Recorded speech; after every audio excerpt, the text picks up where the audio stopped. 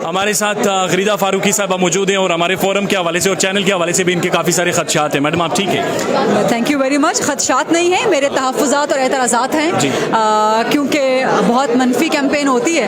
आप लोगों का हक़ है पूरा कि आप लोग अपना आज़ादी इज़हार राय करें, अपनी वेबसाइट को चलाएँ, लेकिन मेरा ख्याल है कि ज़रा कुछ मामलात का ध्यान कर लेना बेहतर होता है। लेकिन बहरहाल आपने कहा कि इस वक्त आपको कुछ आज के इक़दामात के हवाले से सवाल करने हैं। अगर आप इजाज़त दें मैं सिर्फ एक बात अर्ज़ करना चाहता हूँ। आपके बारे में भी ये तासुर है आमतौर पर कि आप बहुत ज़्यादा एंटी इमरान और एंटी पीटीआई हैं और उस तरह से बेवाज़ों का बहुत सारी चीज़ों को लिया जाता है। आपके ट्वीट्स देखें, आपके प्रोग्राम्स देखें, आपकी सारी रिपोर्टिंग देखें, आपको नहीं लगता कि शायद ये भी मेयार कहीं ना कहीं नहीं होना चाहिए? मैडम मैं कतन एंटी इमरान या एंटी पीटीआई नहीं हूँ और ना ही किसी सहाफ़ी को एंटी वन पार्टी या एंटी वन पर्सन होना चाहिए।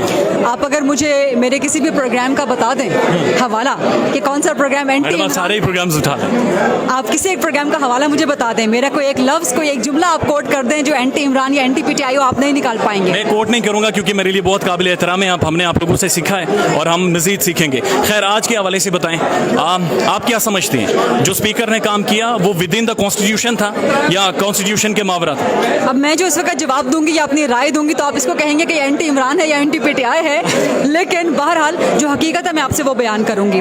देखिए, इस वक्त आज अदम एतमाद पे वोटिंग होनी थी, यही आइन में लिखा है। आइन और कानून इस बारे में बहुत वाज़ेह है। अदम एतमाद पर वोटिंग के बगैर अदम एतमाद की करारदाद को ड्रॉप नहीं किया जा सकता या उसको अनकॉन्स्टिट्यूशनल नहीं करार दिया जा सकता। यहाँ तक कि फवाद चौधरी ने जो करारदाद मूव की या जो उन्होंने पढ़ के सुनाया वो भी आज के, जहाँ तक मुझे इल्म है, जो मैंने ऑर्डर ऑफ द डे देखा है, जो एजेंडा देखा है, उसमें वो नहीं था। लेकिन स्पीकर की चेयर जो है वो अलाउ कर सकती है, तो स्पीकर ने अलाउ किया।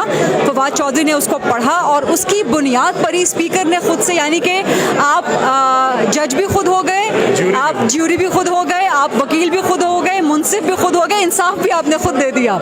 सो मेरा ख्याल है कि वज़ीर आज़म इमरान खान को घबराना नहीं चाहिए, क्योंकि जिस तरह वो कहते हैं कि पूरी कौम उनके साथ है, अगर अदम एतमाद पे वोटिंग होती और अगर दो सूरत हाल हो सकती थी, या तो अदम एतमाद नाकाम हो जाती या कामयाब हो जाती। नाकाम हो जाती तो फिर भी बल्ले बल्ले होती, कामयाब हो जाती तो फिर भी बल्ले बल्ले, क्योंकि इमरान खान साहब तो कहते हैं कि कौम उनके साथ है। अदम एतमाद कामयाब हो जाती, अपोजिशन बेंचेस पे बैठते, चंद महीनों में इलेक्शंस हो जाते, वापस आते, 2/3 मेजॉरिटी हासिल करते, एक बहुत बड़ी मोरल अथॉरिटी हासिल करते, जैसा कि अभी खैबर पख्तूनख्वा फेज़ 2 में पाकिस्तान तहरीक इंसाफ को कामयाबी, बहुत अच्छी, जो कि बहुत अच्छी बात है। फैसला आवाम का होना चाहिए, वो चाहे पीटीआई के हक में हो चाहे किसी भी और सियासी जमात में। लेकिन जो आज काम हुआ है अनफॉर्चुनेटली ये अनकॉन्स्टिट्यूशनल है।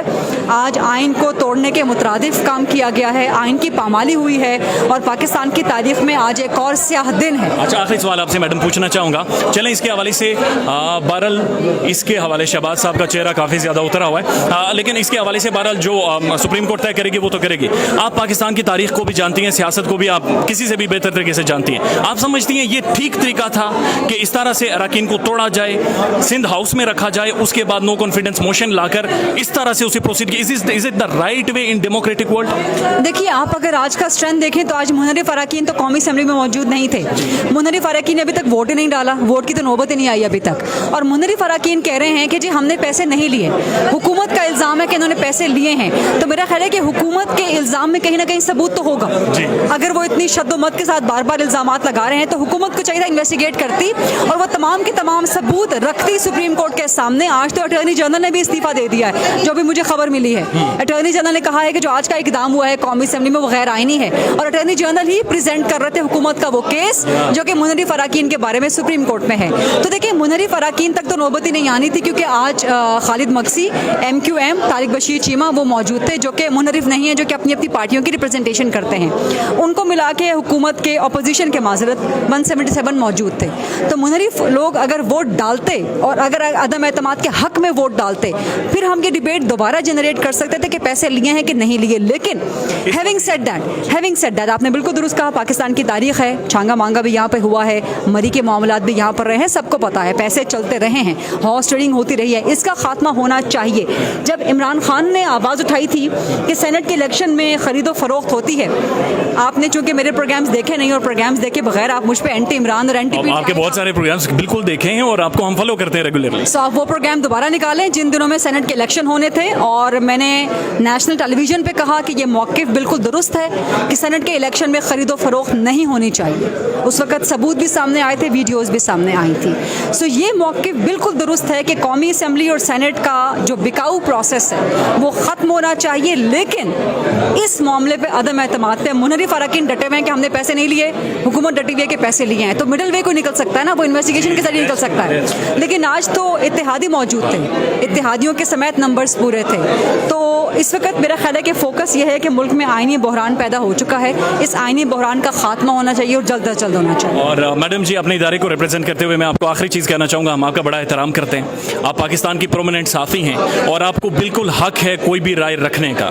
बेहद एहतराम आपके लिए, बहुत बहुत शुक्रिया आप। Thank you so much. गरीदा फारूकी साहबा हमारे साथ मौजूद थी। कुछ तहफ़्फ़ुज़ात इनके बहरहाल मौजूद हैं, जायज़ भी हो सकते हैं, या फिर कुछ चीज़ें जिस तरह मैंने इनसे जिक्र भी किया कि एंटी इमरान, जब आप एक सोच को सामने रखेंगे, एंटी इमरान आप बात करेंगे बगैर किसी वजह को, तो शायद कहीं ना कहीं से कोई रद्द अमल भी आता है। अपना ख्याल रखिएगा और हमारे चैनल का भी अल्लाह हाफ़िज़।